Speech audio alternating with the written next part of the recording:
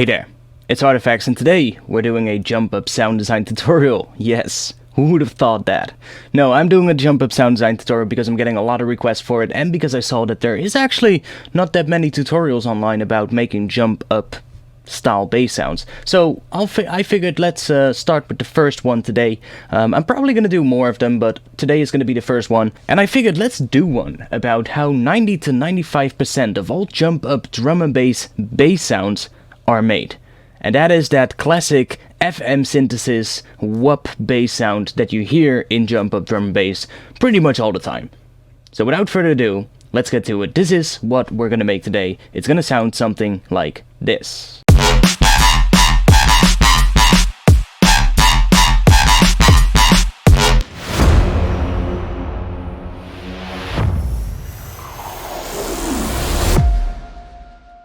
So here we are in Ableton Live. I've got a really simple drum pattern. It's just a kick, snare, and a hi-hat, and it sounds something like this.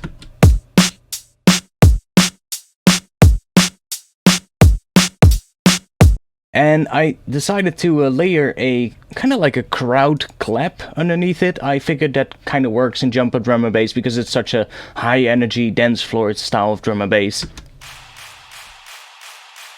So I just layered that underneath, and that creates this.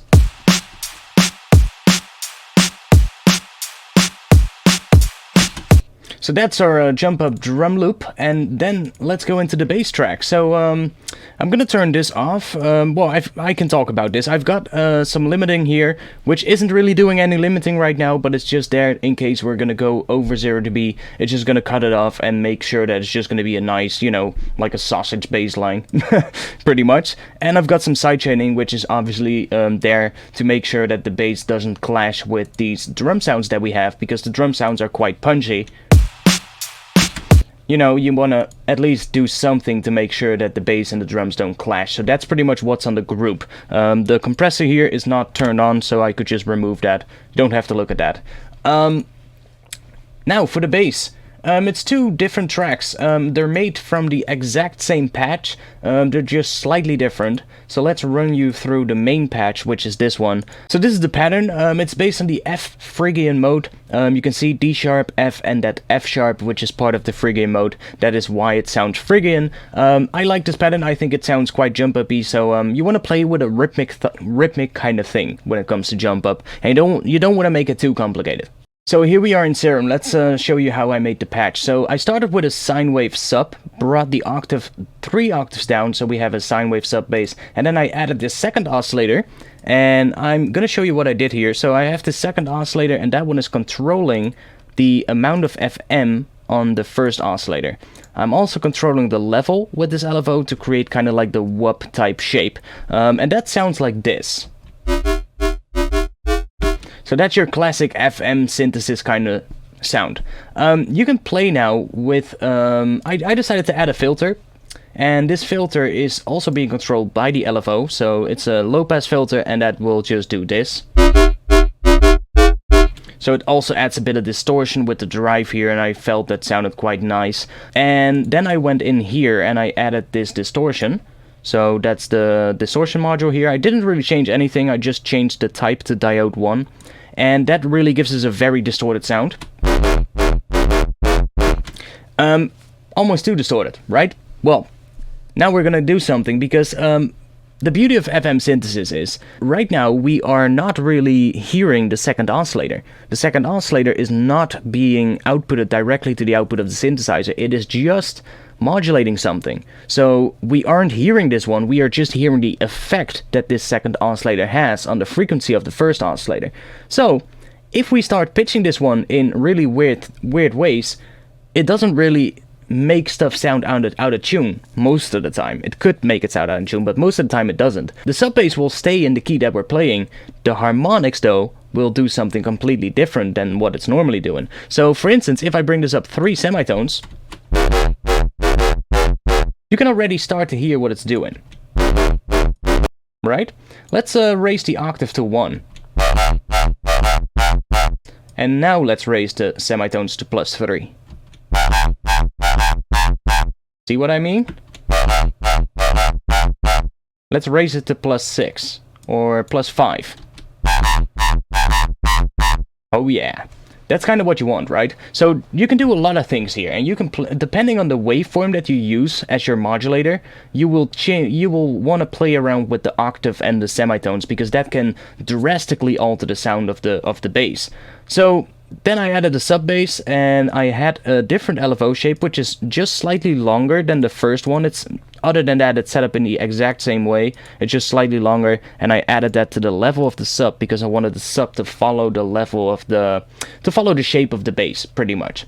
That's it for everything here. There's one thing left to do, and that is I wanted to add some more stereo width. So I brought the unison up to 2. I brought the detune down a little bit to 0.14, and in the global tab I brought the width down of the first oscillator to 25 so that we don't get a super wide sound but just a little bit of stereo width. And then I brought the random phase and the phase position all the way down on both oscillators so that we get the exact same sound every time you trigger a note. You can play with the phase. That is just going to offset the start position, and that might slightly change the sound, but bringing the random phase all the way down will make sure that every note that you trigger is going to sound exactly the same, and that really helps, especially when you run things through some distortion, because the modulation, the detuning, will, you know, have an effect on the distortion. So if not every note sounds exactly the same, and if the detuning changes between several different notes that you play, then the distortion might actually do something else, something different on every note, and that might not be as consistent as what you want. So now it sounds like this. A bit more width. Just makes it a little bit wider. I feel it's a nice thing, otherwise it's just dead center, it's just gonna be mono, and that's not that nice, I think. So now let's go into the effects. We already talked about the distortion. I then took this EQ, and I connected LFO number 1 to this frequency here, and I made a little cut. So that's that cut you see here, and that cut is moving around, and that just it just cuts out a little bit of the mid-range. And I also boosted the high frequencies with the high shelf. So then, final effect here is the Multiband Compressor. I brought up the threshold a little bit, and I brought the attack all the way down, and then I brought up the gain. And then I took these bends here. You can play around with these bends, and with them you can kind of change the amount of compression between each single bend. So the threshold here will globally dial in the amount of compression, but here you can specify it depending on each separate frequency band. So you can see if I click them, the low frequencies are set to 92, the mids are set to 87, and the high frequencies are set to 102%. So that will change the sound quite a bit. Actually sound a little bit thinner. Maybe I've taken out too much sub.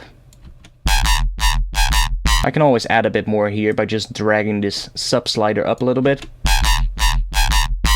And then I have some more sub. That's it for Serum. So then I went into here, I added the saturator and boosted it with 4 dB on the drive. That's just gonna make it louder.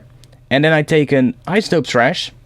And in isotope trash, I've just made this shape. No multiband stuff, just made this shape, and that makes it even louder. Oh yeah, so now there's quite a bit of sub happening. That's why I brought the sub down a bit here. Yeah, just makes it a bit cleaner. And that's it for the entire bass sound. Then I have the second bass sound. The second bass sound is exactly the same as the first one. I just changed this second oscillator. So I changed it to the multiband saw, or the MB saw, and then I added this asymmetrical plus warp mode, and that's pretty much it. Oh yeah, and I brought the octave down to 0 instead of 1. So that now sounds like this. And you can play around with this. See, if you bring this up to 1, maybe bring this down. Now you get this. Yeah, why not? That sounds kind of cool. Maybe we could even put it right here as well.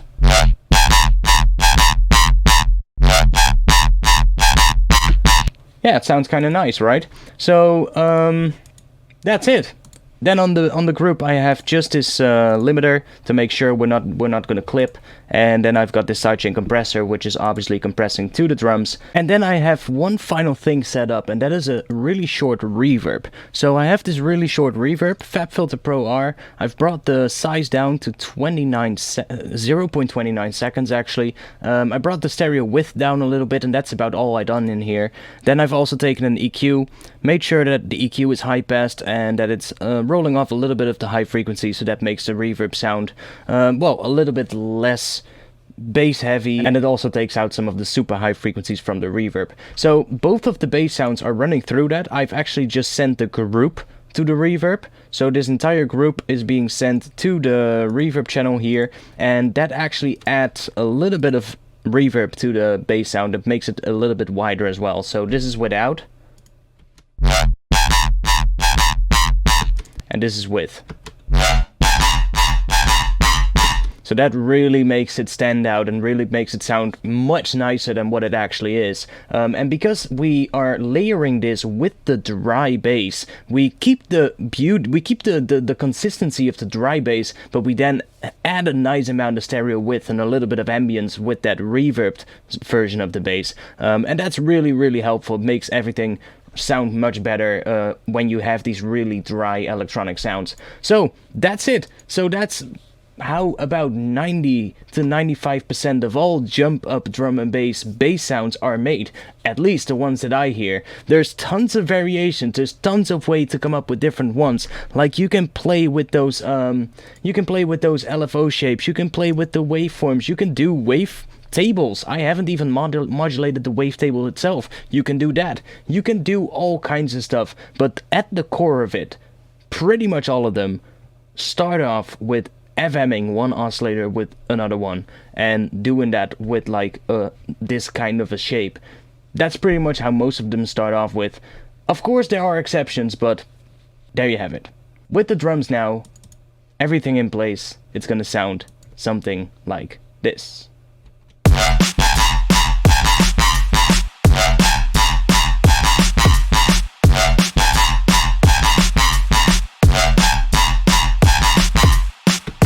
So that's it. If you learned something today, if you liked something from this video, then please subscribe to this channel. And if you do, then please click the bell notification icon so that you get notified whenever I post a tutorial or when I do a live stream. I do a live stream every Friday at 8 PM Central European time about drum and bass, music production, sound design, all kinds of stuff. And tune in upcoming Friday if you want.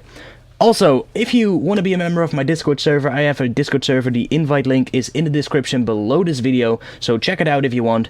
And yeah, other than that, I'll see you guys soon in another tutorial. Peace!